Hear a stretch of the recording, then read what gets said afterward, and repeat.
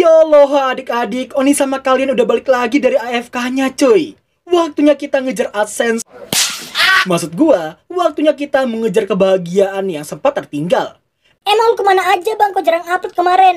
Habis jalanin main quest dari game yang disebut dunia nyata. Udah lah ngikutin main quest, set questnya nggak ngotak bejibunnya cuy. Tapi nggak apa-apa, waktunya gua comeback ke cuan quest lagi. Tapi sebelum kita mulai videonya, jangan lupa buat subscribe, like, dan aktifin lonceng notifikasi di bawah. Biar kalian semua gak ketinggalan video gua yang lainnya. Dan buat yang mau nonton anime Bye Bye Ars, kalian bisa ke channel WOM Isekai. So, tanpa berlama-lama lagi, mari kita mulai Isekai Shikaku episode ketiga.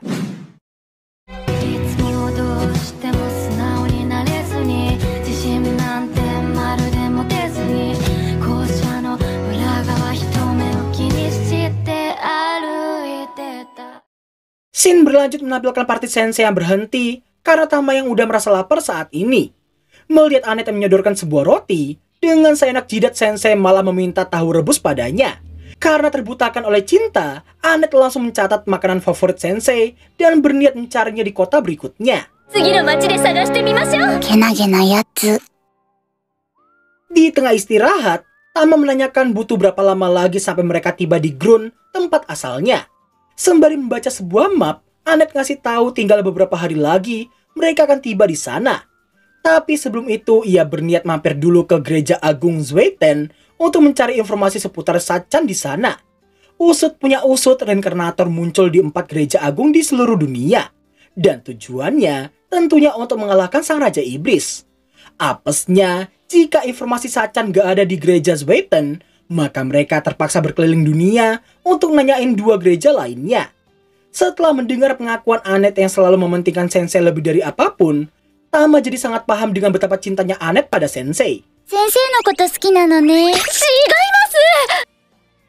Iya, sebenarnya alasan utama Annette yang sampai segitunya nggak lain karena sensei yang telah memberikan pencerahan di tengah keputusasaannya sebagai seorang pemandu reinkarnator. Tama yang mendengar semua isi hati Annette barusan menanyakan bagaimana jika Sachan ternyata adalah kekasihnya sensei. Nah, di saat Tama yang menanyakan soal sanksi Annette yang meninggalkan tugasnya sebagai seorang pemandu reinkarnator, sensei nampak keluar buat ngudut sebentar. Baru aja Annette yang merasa gak masalah, tidak hanya karena kepala pendeta gereja agung Zweiten adalah sahabatnya, tapi ia juga telah meminta familiarnya untuk mengirimkan surat pengunduran dirinya. Naasnya di sini, seekor kelelawar yang merupakan familiar yang dimaksudkan oleh Annette barusan melintas di depan mereka dan terlihat sedang rokotin kepalanya si sensei.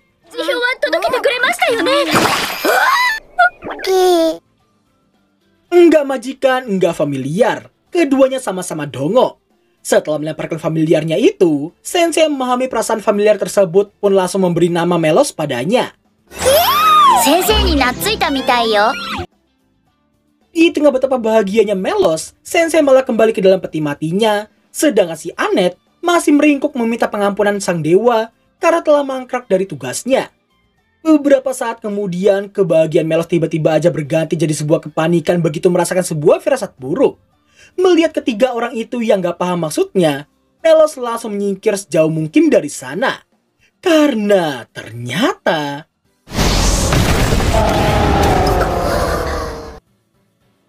melihat puncak rantai makanan dunia itu ada tepat di hadapan mereka, jelas aja Annette dan juga Tama cuma bisa terdiam ketakutan. Namun gak lama kemudian seorang gadis muncul, meminta naga bernama Ryuka itu untuk berhenti. Awalnya Tama sempat khawatir dan memintanya untuk tidak mendekati naga tersebut. Tapi alangkah terkejutnya mereka berdua, karena ternyata gadis ini bisa memahami bahasa naga, bahkan bisa mengendalikannya dengan sangat mudahnya. Gadis itu lalu memperingati Tama dan juga Annette bahwa area sekitar sana itu sangat berbahaya untuk dilalui.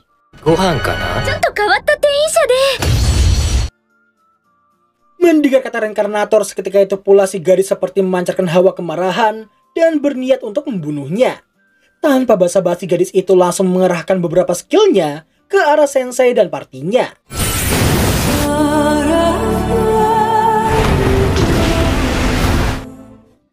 Gue dan kekuatannya sangat dahsyat barusan bakal mampu menembus perisai cahayanya si Annette. Meski masih hidup, tapi perlahan-lahan si gadis mulai mendekati mereka untuk membunuh sensei sang reinkarnator. Di saat yang bersamaan, Annette dan juga Tama bersumpah akan melindungi sensei apapun resikonya.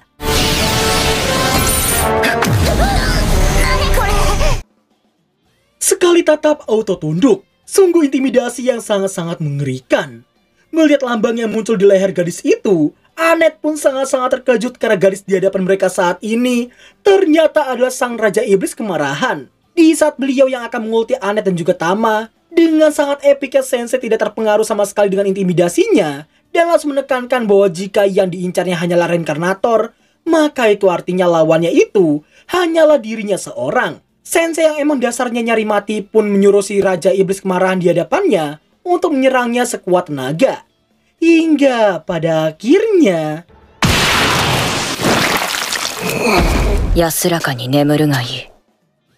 setelah menusuk sensei dan mengenalkan diri dengan nama Waldelia, syok yang tak tertahankan membuat Annette dan juga Tama pingsan dalam seketika. Namun sebelum Waldelia benar-benar pergi, secara tidak terduga sensei masih hidup dan mengaku memahami perasaannya saat ini.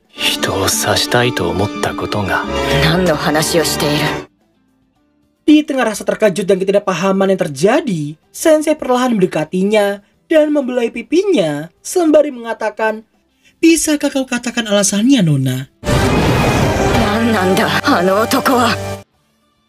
Scene berpindah ke gereja Agung Zweiten. Nampaknya kepala pendeta di sana yang kedatangan tamu di tengah malam seperti itu. Yang ketika dibukakan, alangkah terkejutnya dia mendapati sahabatnya yang terluka cukup parah. Bukannya mengkhawatirkan dirinya sendiri dulu, Annette memohon pada sahabatnya itu untuk menyelamatkan sensei terlebih dahulu.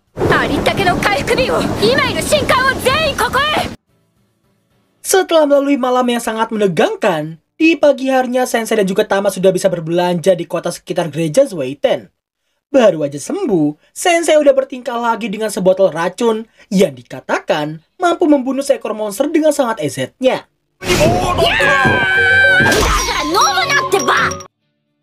Gak jauh dari sana nampaknya si kepala pendeta yang punya nama Yisa ini sedang mengobrol sama si Annette. Singkat waktu, setelah mengetahui Yisa yang gak tahu siapa itu Sachan, Yisa mengaku sangat terkejut sekaligus lega karena Annette yang udah berhenti dari tugas pemandu reinkarnator sepertinya.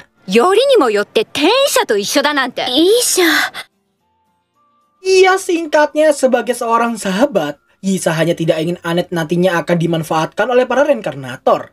Di tengah Yisa yang mengaku sangat membenci gift yang dimiliki oleh para reinkarnator, tiba-tiba aja reinkarnator NPC muncul sembari nge-rap gak jelas dan nge-flexing gift miliknya.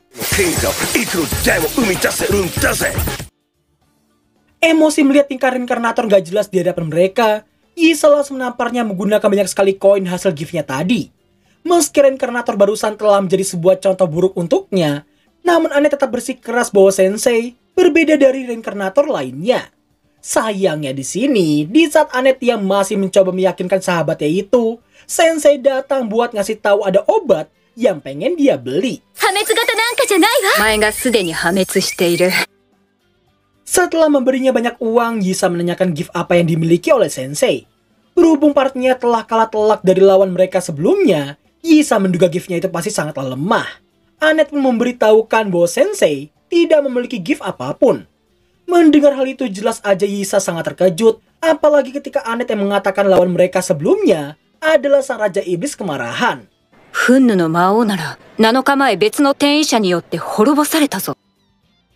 Scene berpindah jauh ke dalam lembah wilayah Raja Iblis. Di dalam kastil seekor naga terlihat sedang disegel dan meraung saking sakitannya. Di tempat yang sama terlihat seseorang yang duduk di sebuah singgasana dan menekankan bahwa majikan si naga tidak akan pernah kembali padanya.